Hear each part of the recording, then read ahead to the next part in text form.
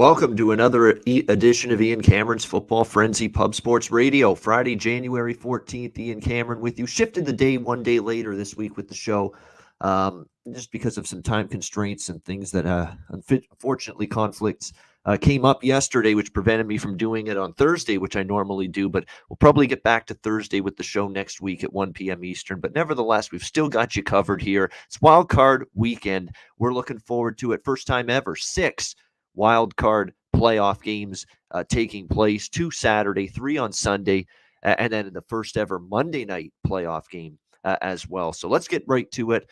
We'll start with Las Vegas and Cincinnati. We have the Bengals 5.5-point home favorites right here, 48.5 the total in this game. Now, as the week has gone on and as we've gotten closer to the opening kickoff of this game in Cincinnati, we've seen the weather conditions improve. And early in the week, there was some fear. There was a little bit of worry that maybe we were going to see some issues with the forecast here in this particular matchup between the Raiders and the Bengals. But that does not look like it's going to be the case right now.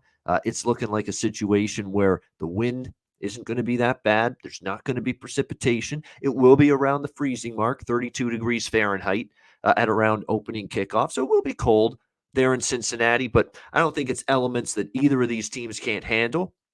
I don't think it's elements that either of these quarterbacks can't handle going into this game. If you watched the NFL Pub Hub with our guy Jimmy the Bag earlier this week, Wednesday night, when I was on that show, I mentioned I would be on the over in this game, and I'm still feeling good about that bet as of today, and that's what I'm looking at here in this game.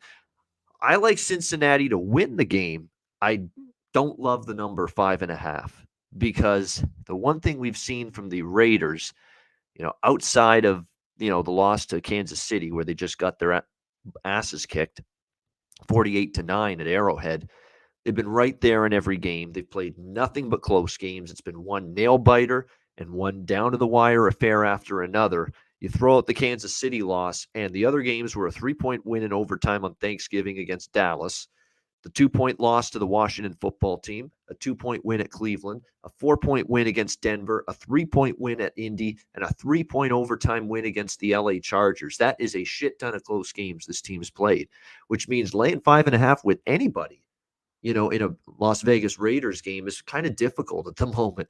I mean, they've just had that way of being able to play close games, tight games that have gone right down to the wire. I don't want to dispel the heart and the guts of this team either. When you look at the way the Raiders have fought this year, I mean, they were counted out when John Gruden's circus ran through the organization earlier this year, and he obviously had to step down based on the email stuff that came to light. The Henry Ruggs car accident was another distraction, another issue and situation off the field the team had to handle. And all they did was rise above all of that and find their way to make it into the playoffs. And you've got to give the Raiders credit for that. The heart and the resolve of this team's clearly been there and been on full display all year. I just don't know if this is the great matchup for them. The Cincinnati, beat them pretty handily earlier in the regular season when they met 32-13. The Bengals defense really did a good job clamping down on Derek Carr in that game. And, Derek Carr, a guy that, when it comes to cold weather environments here, I think Burrow's probably a quarterback that will perform better or at least a little bit more trustworthy in these kind of games. I actually went and read this up somewhere. The Derek Carr, he's not played a ton of, cold weather games, but in the games that have been, the elements have been pretty chilly, he hasn't played well in those games. Now, can he overcome that this time around? Perhaps. We'll wait and see on that, but keep an eye on that going into this game, that Derek Carr's track record in these kind of weather conditions, specifically temperature-wise, hasn't been that great. I think the Raiders, if I'm them offensively, I've got to look to get the ball to Darren Waller, the tight end, as much as possible. And the fact that he is now back, he returned against the LA Chargers last Sunday, it's enormous for the Raiders. The Bengals haven't been good defending tight ends this year. I mentioned that on Wednesday night with Jimmy as well on the Pub Hub show. I think Waller props, whether it's receiving yards, receptions, touchdown score prop, those make sense to me in this game. From the Raiders' standpoint, as far as Cincinnati's offense is concerned, it'll be interesting because I don't know if there were many quarterbacks playing better down the stretch than Joe Burrow. He absolutely torched the Chiefs. in a game, of course, down the stretch, that big win the Bengals had to secure the AFC North Division. He's just played outstanding football, and the Raiders don't blitz a lot, and it's because they have that defensive line that's able to get pressure. The key for the Raiders is Max Crosby and that very, very staunch group up front.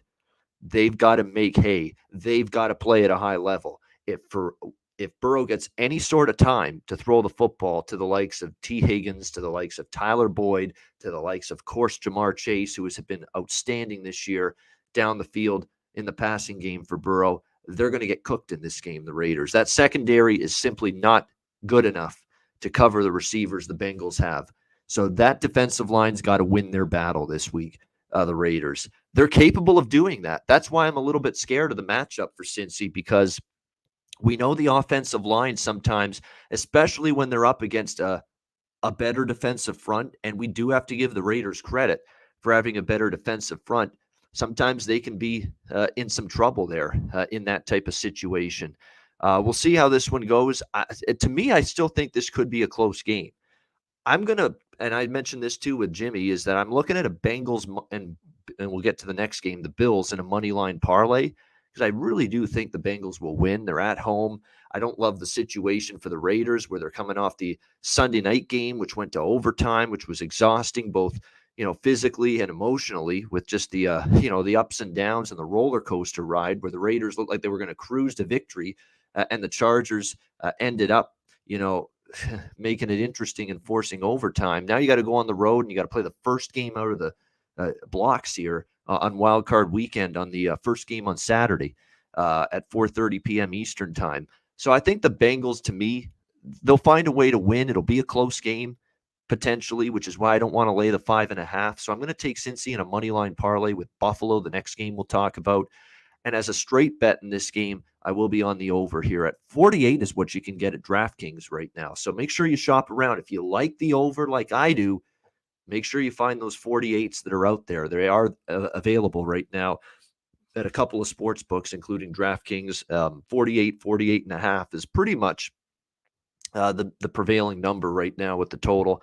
And I think you'll see enough points to get this game up and over the total. Keep in mind, you look at the Las Vegas games, the low-scoring games, look, Cleveland's offense was in shambles. Denver's not a good offensive team down the stretch. Let's not forget, they gave up 32 to the Chargers last Sunday. They gave up 48 to Kansas City. They gave up 33 to Dak Prescott and the Cowboys. They gave up 32 earlier this year to Burrow and the Bengals when they faced them, 41 to Kansas City in the first of the two meetings against the Chiefs. You look at defensively what the Raiders have done against playoff teams, or teams that nearly made the playoffs, like the Chargers last week. Look at that group, the Chargers game, the two Kansas City games, the Dallas game, and the first Cincinnati game. The best teams, the playoff-bound teams, the best offenses they've played. Raiders defense hasn't stopped any of them. So to me, I think the Bengals can make their hay, score their points, but I think the Raiders will counteract that as well, because what we've seen from their offense is Jacobs has been able to run the football effectively. They've had balance. And even without Ruggs, I thought that was going to be the death blow for the passing game for the Raiders. But Waller's back now at tight end. He's probably going to have a big day here because of the matchup advantage he has. And don't underestimate how Hunter Renfro's played and how Zay Jones has played. How about how he stepped up, at the receiving position here for the Raiders? And they've needed guys to step up, and they've been able to get that. So I think the Raiders can contribute to the scoring here as well against Cincinnati. And let's keep in mind, Cincinnati's defense, while solid, look at their results against the better teams and better offenses. 31 points allowed to Kansas City. San Francisco, 26 allowed in overtime. Chargers, they gave up 41 in that game. They've had some spotty defensive efforts at times. When Cleveland was much healthier on offense early in November, they lost 41-16, and many of those games went over the total. And in fact, Cincinnati trended 4-3 to the over their last 7 games down the stretch this year. So I think the case for the over is there for this game, especially with the fact the forecast isn't going to be anywhere close to as bad. Other than it being cold, the weather's not going to be as bad as people thought it might be early in the week. All right, second game Saturday, New England, Buffalo. We've got Buffalo 4.5-point home favorites, 44 the total in this game. Patriots and Bills. I like Buffalo here. And I know there's going to be people that are enamored with, the idea of taking Bill Belichick and the New England Patriots as an underdog. I get all of that. I understand that. But I think from a matchup standpoint, this is a rough spot here for New England when you look at, especially when you look at the way they've played down the stretch. I have not liked the way they played since the middle of December, to be honest with you. And, their last quality performance against a good team was actually here in Buffalo on that, wind tunnel. It was a wind tunnel that night in Buffalo, that Monday nighter. The Patriots won 14-10. All they did was run the football in that game. And it was really the game, too, that when you look at the Buffalo side of the equation, that game was, I think, pretty much the wake-up call for the Buffalo Bills, because since losing that Monday nighter to the Patriots, they could have easily taken down the Bucs. They lost in overtime. I thought they played a good enough game to win. And after that, they pretty much rolled down the stretch, and that defense got even better. Now you can definitely quibble about the schedule. They played Carolina, Atlanta, and the Jets, 3 of their last 4 games, Buffalo. But you know what? They played pretty well defensively in those games. And in the rematch against New England, they went up and down the field, the offense against the Patriots, and scored points on almost every drive. They didn't punt in that game. And that was that game in New England, the rematch. The Bills won at 33-21. That was that game with the stunning statistic following that game. That's the first time that a Belichick team, is not forced to punt, with their defense. And so it was a very impressive performance from the Bills there. They seem to be rounding into playoff form. And this comes down to me to experience at the quarterback position. Josh Allen and the Bills now have been playoff teams. They've been in the playoffs now multiple years. Last year, they finally got that first playoff win and the second playoff win. Remember, they beat Indy in the wild card round. They beat Baltimore in the divisional round before bowing out to Kansas City in the AFC Championship game. This team has been in the playoffs now a couple years. They know what it takes. For New England and for Mac Jones in particular, this is new territory altogether.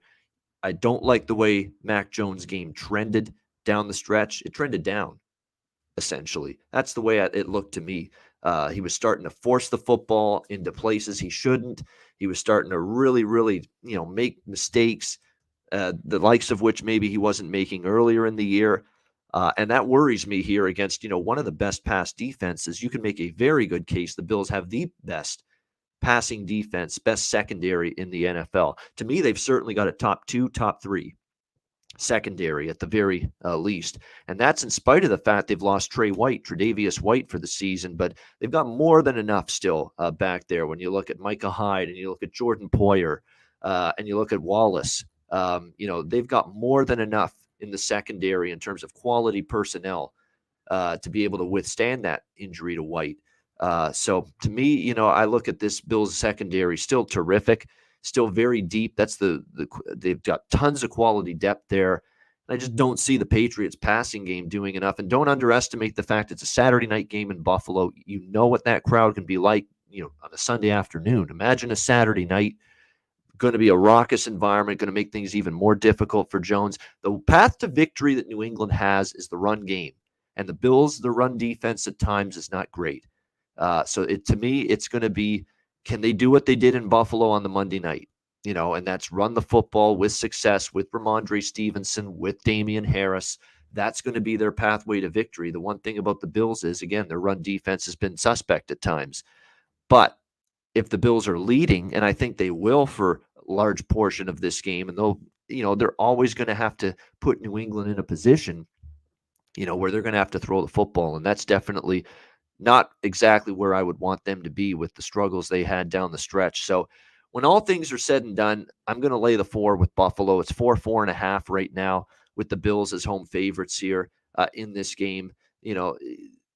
I think it's just going to be a little bit too much for them.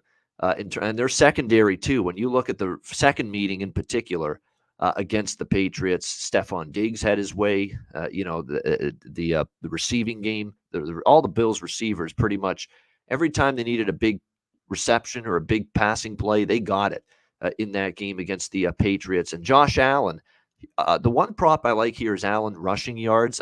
Look, even down the stretch in the regular season, he was starting to run with the football a lot more. And he's going to be looking to do that here in this game against the Patriots, who actually haven't been great necessarily being able to stop mobile quarterbacks. It's actually been a little bit of a sore spot, a little bit of an Achilles heel, if you will, for the Patriots, is mobile quarterbacks have been able to do some damage running the football. And I think in a game like this, and you still have to respect elements of that New England defensive front, especially Matthew Judon, who they got in the offseason, who can get good pressure on opposing quarterbacks. I think Allen will have to take off and run with it a few times. So you get a few of those runs, and he's more than capable. And what's great about Josh Allen and betting his over rushing yards prop whenever you do, this guy doesn't go down off first contact. He doesn't look to just slide when he's finished. Now, he might get himself injured at some point. That's the worry when you run like that as a quarterback, that at some point you're going to put yourself in a spot where you get injured and you have to leave the game. But the one thing about Allen is he goes after every yard. He doesn't slide. He puts his head down. He's a big guy. It's tough to tackle him in the open field. And sometimes he can get a few extra yards just because of the fact he refuses to go down and hit the turf after first contact. So the 45.5 is the number. 45.5 is the number I'm seeing right now with Allen and his rushing yards prop. It's a little high. I get it, because a lot of times we've seen him in the mid 30s, high 30s, maybe right around 40, 42. This one's 45.5, so they've padded it a little bit, but I'd still be interested over his rushing yards in this game. And I like Buffalo here, minus 4.5. I lean under, too, because, look, it's going to be very cold in Buffalo. It's going to be colder in Buffalo than it is in Cincinnati because of it being later at night. It could be a little bit more gusty in terms of the winds, too, in Buffalo. And that stadium in particular in Buffalo, it's out in the middle of nowhere. I've been there to Orchard Park, New York, to that stadium. I've been to a couple Bills games in my lifetime at home, and I know that stadium. It is literally in the middle of nowhere. It is, and when the wind gets whipping there, you feel it, because you just don't have a lot in the, you're not in the middle of a downtown core or anything when you go to the New Era Field there, formerly Rich State. I remember when it was Rich State. I was actually at a Bills game with my father when it was Rich Stadium way back in the 90s. That's how back I remember going there for the first time. Rich Stadium. I'm sure some of you weren't even alive when Buffalo, their home field was called Rich Stadium. But nevertheless, it could be a little bit windy there too. So the under definitely, I think, makes some sense in this game. 44 is the way I would go with that in terms of under the total. And remember, the game in Buffalo stayed way under the total between these teams during the regular season. All right, let's go to Sunday. We've got Philadelphia, Tampa Bay. Tampa Bay 8.5-point home favorites, 45.5 the total in this one. Wow, this one's really, really tough, because I'll tell you right now, I would only take Philadelphia in this game.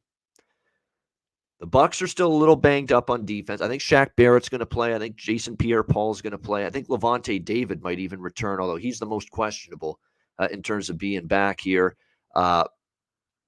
I think the Philadelphia Eagles, though, in the trenches, like if you're going to do damage against the Bucs, you got to be strong in the trenches. You have to have a defensive line that can get some pressure on Tom Brady, because if you don't throw him off his spot, he is still more than good enough to pick you apart.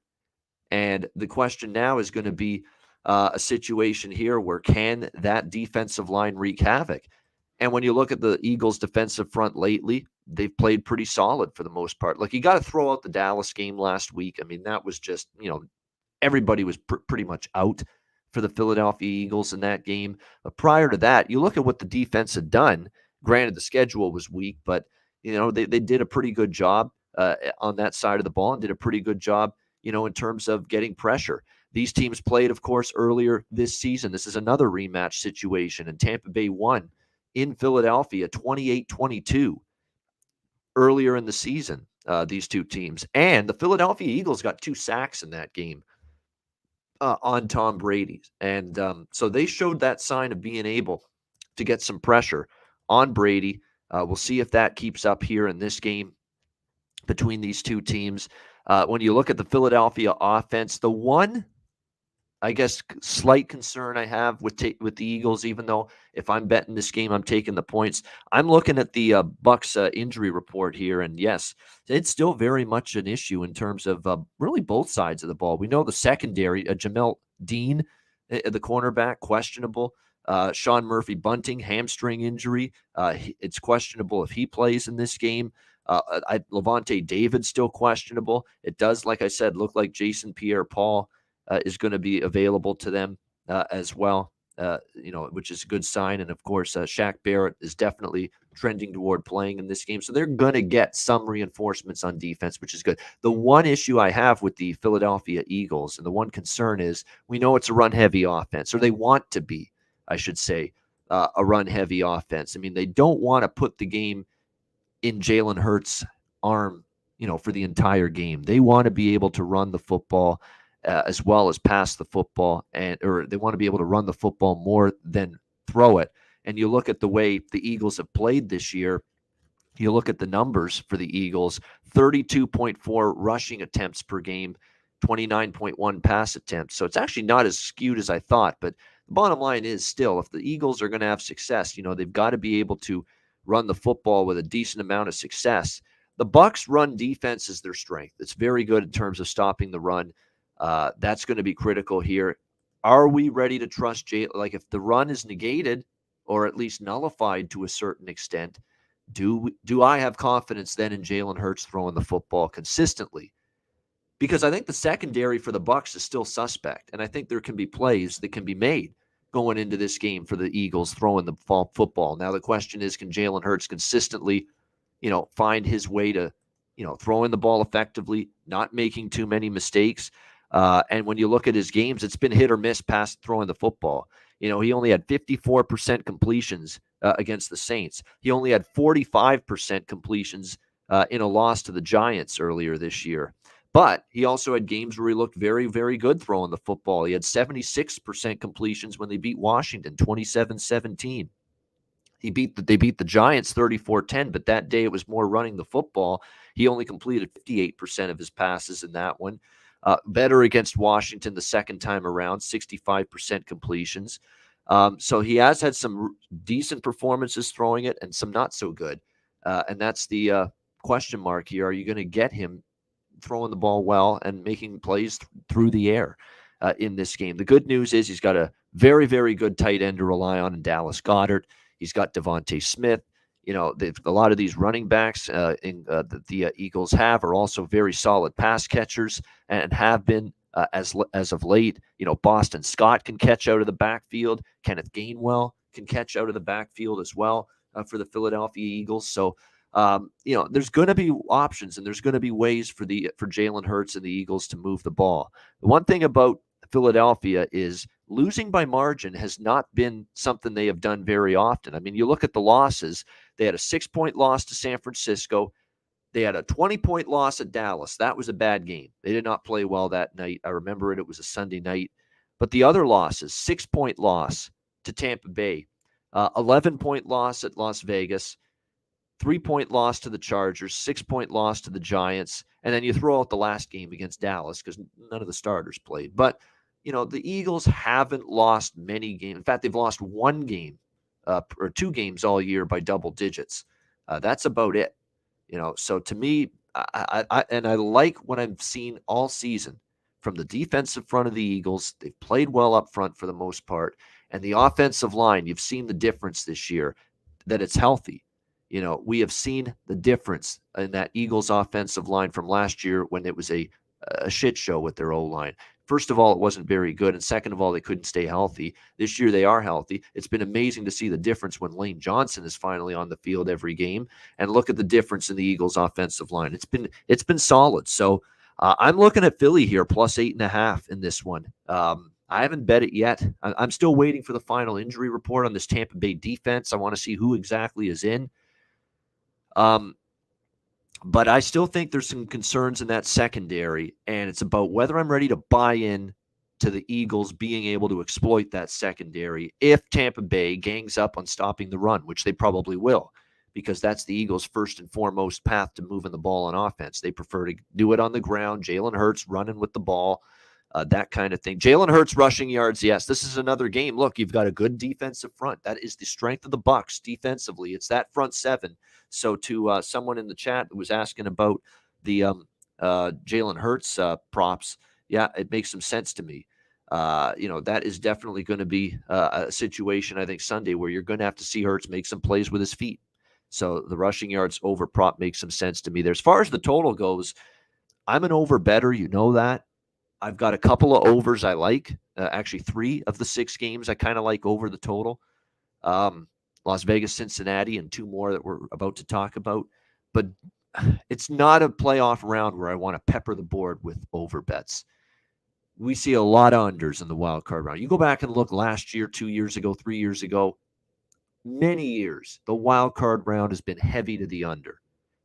And it's been even in games where I thought it would be an all-out shootout. So you do have to be careful a little bit with, and I'm pumping the brakes a little bit. Like there's 3 games I really truly think could be high scoring, and I'm going to bet over, but I'm not looking to go more than that because this has been a playoff round here, the wild card round, that in recent years we've seen these games kind of trend more toward the under. San Francisco, Dallas. We got Dallas 3-point home favorites, 51 the total in this one.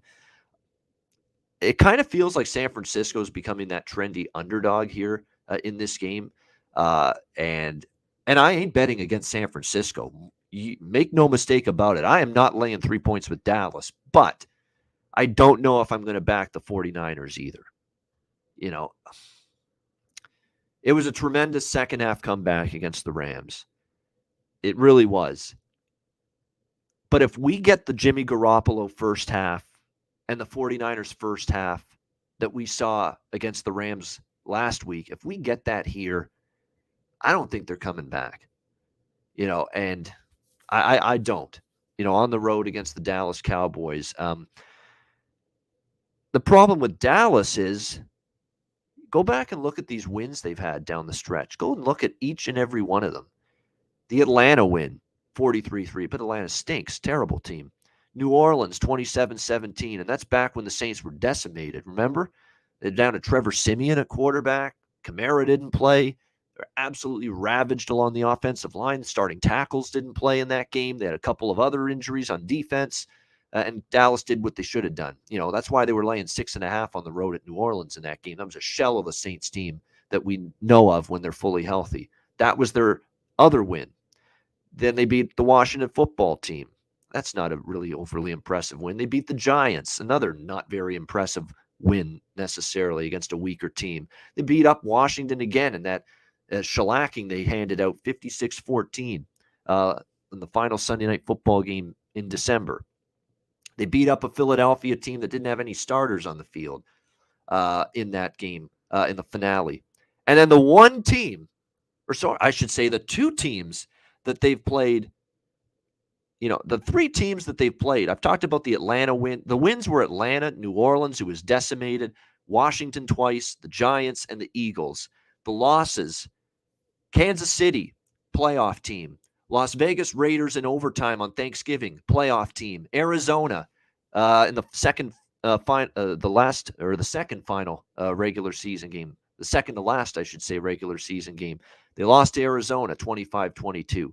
So all the wins against the weak and all the losses against playoff-bound teams since, early November for the Dallas Cowboys. So that worries me. Like it really makes you look at that, overall 12-5 record, and you look at it and you see, especially lately, it's just padding that record with pretty much weak competition. The Dallas Cowboys here in this game. Kyle Shanahan has issues winning Super Bowls, whether it was as offensive coordinator with Atlanta, whether it was obviously, San Francisco against Kansas City a couple of years ago. He has problems winning Super Bowls and closing out leads in Super Bowls as offensive coordinator with the Falcons, as head coach here of the 49ers. But what he is good at is still winning playoff games. 49ers did that. Remember, 49ers won a couple playoff games to get to the Super Bowl.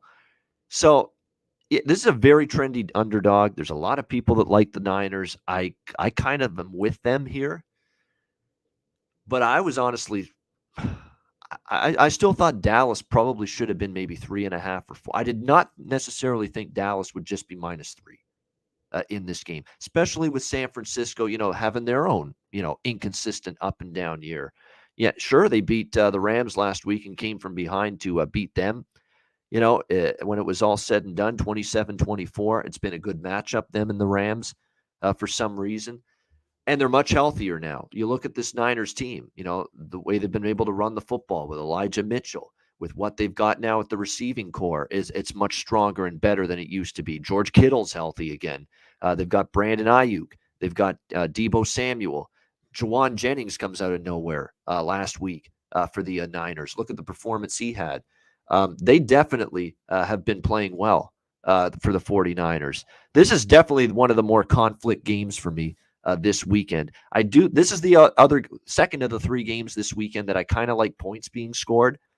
I didn't like what I saw from the Niners defense last week at times against the Rams and the Dallas Cowboys offense with Dak and company. I think especially with the week off to rest, and I think they probably spent last week more preparing for or getting ready for getting everybody rested, and then spent this week really getting ramped up for San Francisco more than focusing on the Eagles last week.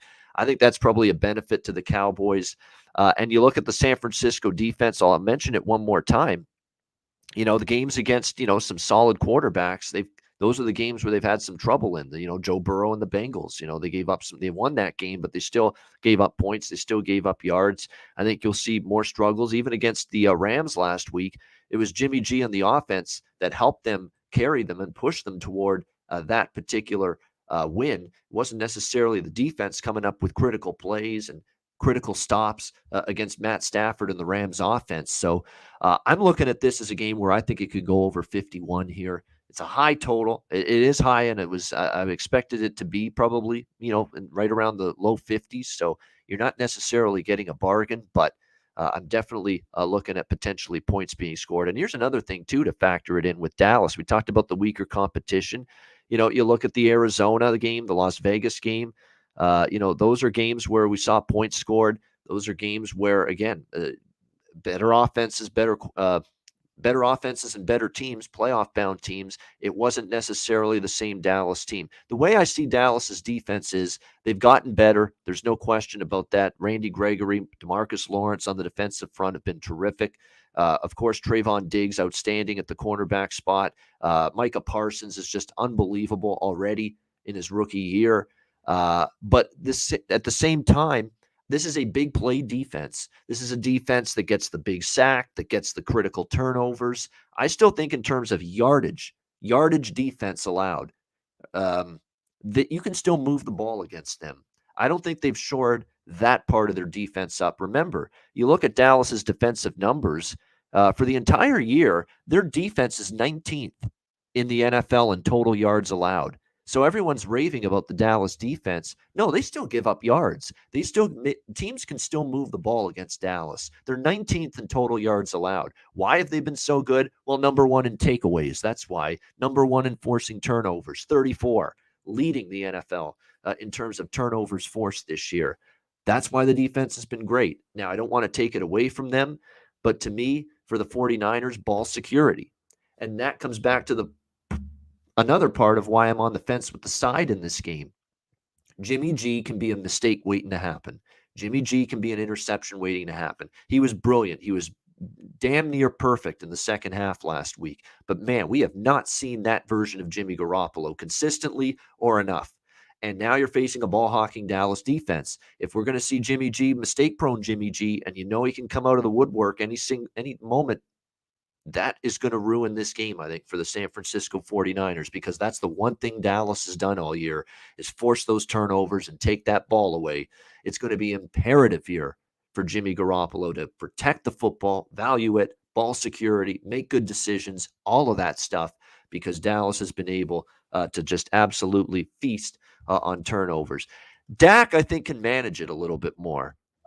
Lately, Dak's been a little bit more turnover prone too, but Jimmy really has been that way at times. Now, he somehow he parked it in the second half against the Rams, but that's the bother for me here in this one. So the lean is to the Niners. I haven't bet it yet. Not sure I will. I will be looking to the over, because here's the one thing. If Jimmy Garoppolo is going to turn it over, especially if it's in his side of midfield, all of a sudden you're going to see short fields for Dallas, and that's going to help the game get up and over the total. So I definitely like the over more than the San Francisco side, even though I lean that way with San Francisco here. It's a great game though. That's one of the ones that even though it's a harder game for me to come to a conclusion with from a side perspective, it's definitely one of the games I'm most excited and interested to watch for Super Wildcard Weekend. All right, two more games. Pittsburgh, Kansas City, Sunday Night Football. Kansas City, 12.5-point home favorites, 46 the total. I'm actually leaning Pittsburgh, but I probably like them more in the first half. Stick around, plus 7.5. You get more than a touchdown with them. Here's why. Kansas City has a track record of slow starts in playoff games. They do, especially at home. You go back even last year and 2 years ago, you look at the way the Chiefs started some of these playoff games, and they were slow starters out of the gate. And with Pittsburgh having gotten absolutely trampled, destroyed by the Kansas City Chiefs earlier this season at Arrowhead Stadium, I think it's going to be imperative for them to get off to a much better start in that game. And I think there's going to be a good chance for them to be able to do that in this game here. So keep an eye on that. Last year, actually, they were a little bit better in terms of starting strong at home. But when you look at it overall, 2 years ago, especially, the slow starts were prevalent, in their playoff games. The Houston game, they had to rally from a deficit. Tennessee, they started slow in that game as well a couple of years ago, the year they went to the Super Bowl and beat Jimmy Garoppolo and the 49ers. So, and I think there's that extra little advantage for Pittsburgh that maybe, and look, Kansas City didn't play well last week against Denver. Let's also keep that in mind. You know, you look at it from their situation last week. That was not a great performance against the Broncos. Now, I get it. It was a long shot for them to win the number one seed in the AFC. They had to win, and they had to hope Tennessee lost to Houston, and that was likely not going to happen. I don't know if that impacted the way they performed last week, but there were a lot of elements of that Kansas City game last week against Denver. I did not like it from a Chiefs standpoint. It was definitely a problem there. So, like you said, Andrew is saying in the chat, the Kansas City slow starts is something we have seen from them in the playoffs before. But as much as I think Pittsburgh first half might be a good bet, I don't trust Pittsburgh to hang for a full game. When Kansas City gets going, and there's probably a good chance they do at some point, we know the Steelers' offense it's not a backdoor offense. It's just not. It's not an offense that if they're down 14 or 17 or 20, in the last, 5-10 minutes of the fourth quarter, they are not probably going to get you through the back door. It's a limited passing game. Ben's best play right now is probably a little 4-yard dump off pass. There's just not a whole lot of stretch the field verticality down the field in the passing game right now for Pittsburgh. They just don't have the kind of pass. And then the receivers, we can't all just throw the blame at Big Ben for this. Chase Claypool's had a disappointing year. Deontay Johnson, half the footballs that get thrown to him, he drops them. Pat Freiermuth, unfortunately, is their best option a lot of times, the young tight end. It's definitely been a problem for Pittsburgh in terms of finding any sort of explosiveness through the air. And and the Chiefs, if they're smart, they're going to try to make sure they stack the box against Harris and dare I should say, the Pittsburgh Steelers to try to throw the football.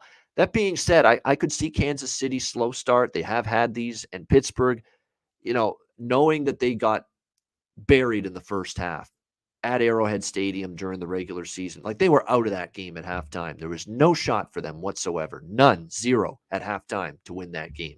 That's how bad they were in the first half. So, again, this is not best bet material. This is just a light opinion. It's going to be probably like a quarter of a unit bet for me, which for me is $250. I'd be looking at just, first half plus 7.5 Pittsburgh, that I think this team's got the one thing about the Pittsburgh Steelers, their passing game's not great. Ben's struggling. There's a reason Ben's retiring at the end of the year, but their defense is still pretty good. They still work their asses off, play hard most games, and it's a very prideful team. And it's a team that has really taken heart these last couple weeks of trying to get into the playoffs, finding a way to beat Baltimore, beating Cleveland in that Monday night home finale for Ben, finding a way to get in. That I think early in the game, they show up strong, find a way to hang in there for a half, and then maybe wake up call time comes for Kansas City. Like I could see this being let me think. I could see this being, 13-7 Kansas City at halftime. I'm just spitballing a halftime score that I think is very possible. 13-7 Kansas City, where Kansas City's offense is just a little bit sluggish. Pittsburgh does enough to get maybe one touchdown on the board. Um, and they hang in there it's a one-score game at halftime, and then all of a sudden, the floodgates open for Kansas City, which very well could happen, which is why for Pittsburgh, the only bet I would consider is the first half. I wouldn't want them in the full game here. So again, 7.5 is widely available here with Pittsburgh in the first half. That's the way I'm considering this one here between the Steelers and the Chiefs. It feels it also I know the entire world's laying the points with Kansas City. That always bothers me. I get it. There's not a lot to look at when you see how these teams match up that would lead you to believe Kansas City or Pittsburgh rather can compete, but I'm going to trust them to compete for at least a half. That's probably where I'll be going here in this one. All right, next up we've got Arizona LA Rams, final game of Super Wildcard Weekend. LA Rams 4-point home favorites, 49.5 the total in this game. Look, Arizona's been one of my favorite teams this year in the NFL to back. I've cashed a win total with them. I nearly cashed a division future with them, and I still have NFC futures and Super Bowl futures pending on this team, and I actually have them pending on the Rams too. So I like the Rams a lot coming into this year. What I don't like for the Rams is the way they played down the stretch, to be quite honest with you. Not great by any stretch of the imagination. They had those 3 losses in a row to Tennessee, San Francisco, and Green Bay in November.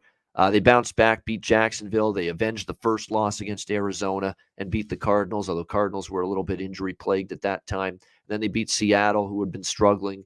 Minnesota, disappointing year, just fired Mike Zimmer. Baltimore won that game on the road. Nice win, but again, Lamar Jackson was out, and they won that game by the skin of their teeth. They needed a late touchdown drive in Baltimore to win that game. And then, of course, the second half meltdown with a 17-0 lead. They end up losing to San Francisco 27-24 last week.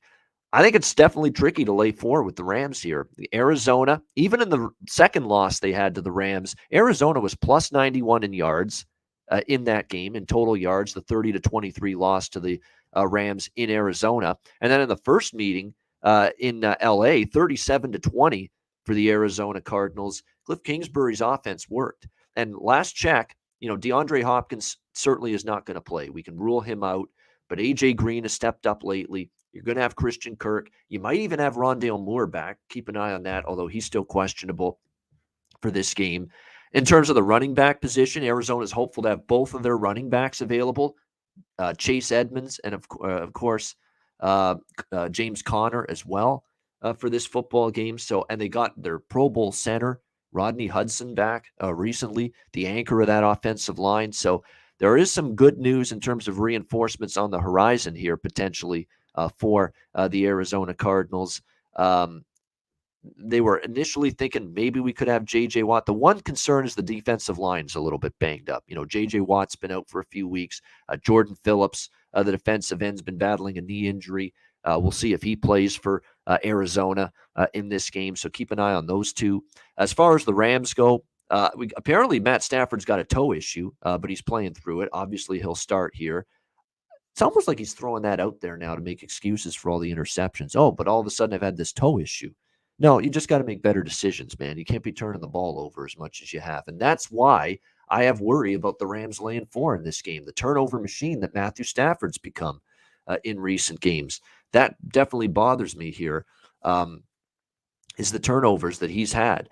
And I think this is probably a good chance that we see a close game here. Either way, Arizona's best play all year has been on the road, 8-1 straight up, 8-1 against the spread. The only loss was that loss to Detroit, where it was just flat spot city, and they did not have a very, it was not a focused team. You could tell right from the hop that was not a team that was locked into playing the Detroit Lions. They've been perfect on the road outside of that, and I don't want to undersell what the Cardinals have done on the road this year. They've beaten multiple good teams, multiple quality teams, multiple playoff teams on the road this year. Tennessee, the first week of the year. And look how good Tennessee's turned up into this year.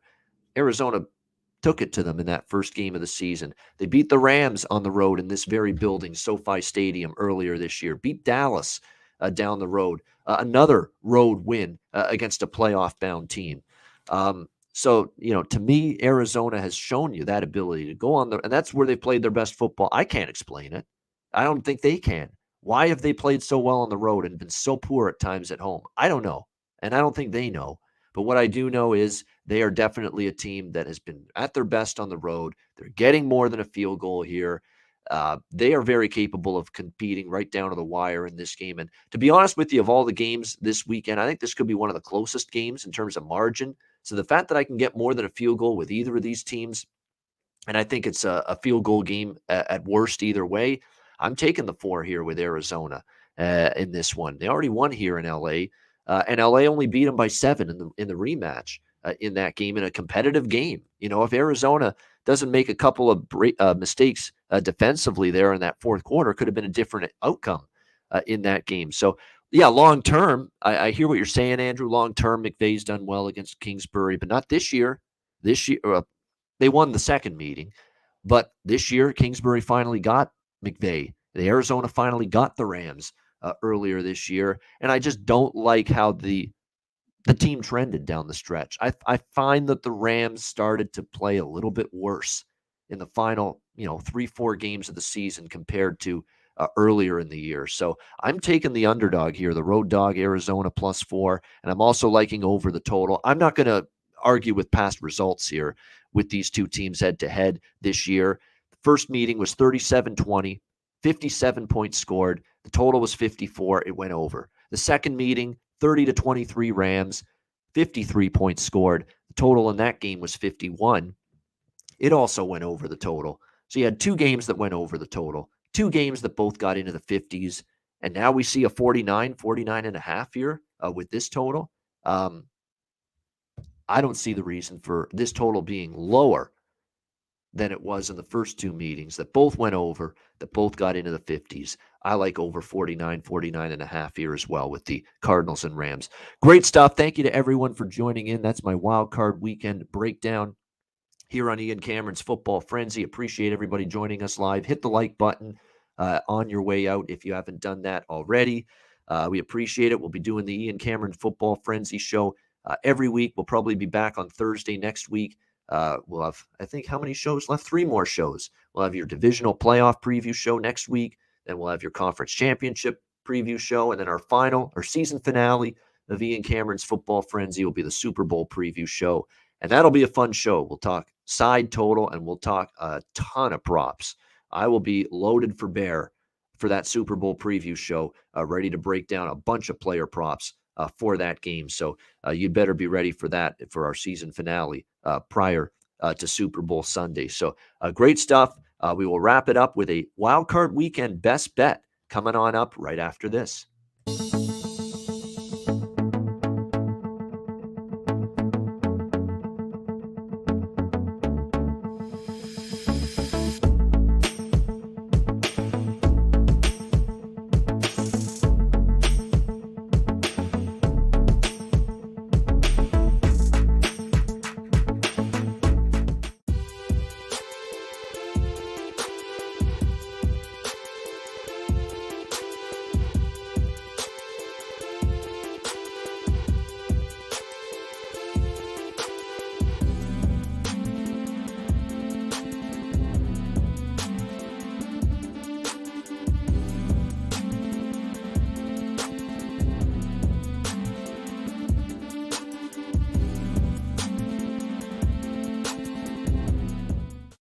All right, Southtown 101, when you're in San Antonio, Texas, stop in. Great food, drinks, live music, DJs, karaoke. Southtown 101, Manscaped, promo code PubSports. Get 20% off your purchase, the Lawnmower 4.0, or any Manscaped product, 20% off with promo code PubSports. And mybookie.ag, promo code PubSports.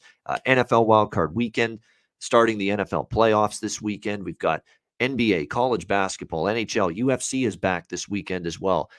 No better time than now to sign up for an account. MyBookie.ag, Bitcoin accepted currency for your deposit as well. MyBookie.ag, promo code PubSports.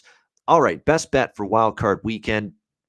Let's go to Buffalo. Let's go to Saturday night in Buffalo. Buffalo Bills -4 against the New England Patriots. -4, -118 right now at Pinnacle, among other books. But it's starting to trickle back up now on Buffalo. I'm starting to see 4.5 starting to show up, but we're going to lay the 4 here with Buffalo. I think they take care of business. Uh, Being ousted in the wild card round would be an extreme disappointment for a team that got to the AFC Championship game.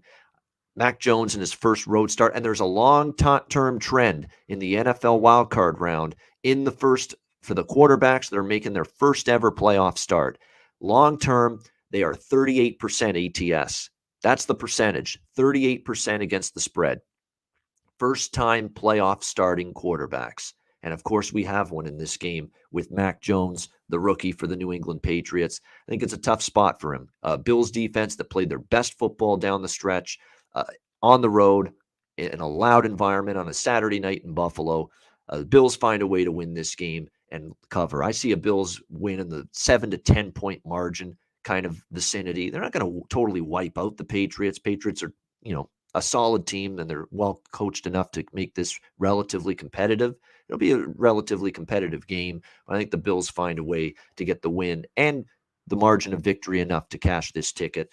Buffalo -4 against New England for my wildcard weekend best bet here on Ian Cameron's Football Frenzy. And that'll wrap up this edition of Ian Cameron's Football Frenzy right here on Pub Sports Radio.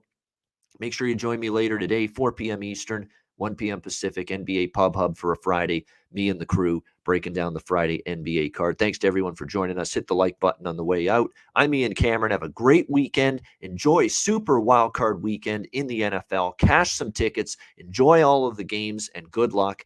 And I'll talk to you again next week for another edition of Ian Cameron's Football Frenzy right here on Pub Sports Radio.